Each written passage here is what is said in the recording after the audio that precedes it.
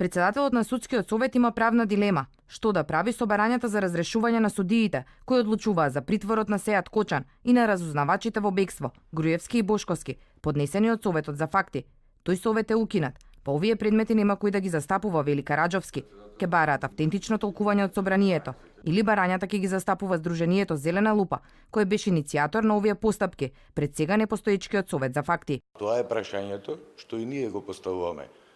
И затоа каде што има двојство, има правна дилема, има нејасен закон.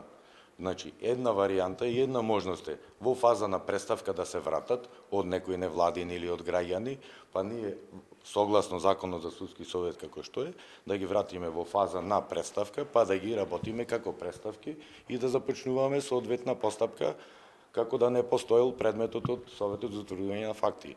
Меѓутоа, ние не сме сигурни дали тоа е законито, односно не е јасно тоа прецизирано во законот.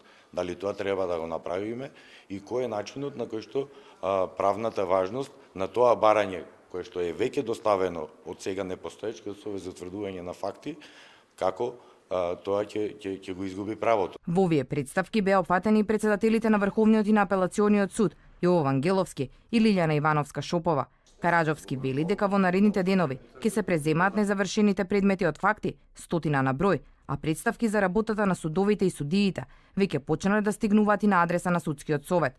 Советот на денешната седница не донесе одлука дали ќе ги повтори постапките за 5 теми на суди кои имаат пресуди од Европскиот суд за човекови права дека судскиот совет бил пристрасен кога одлучил дека работеле незаконски.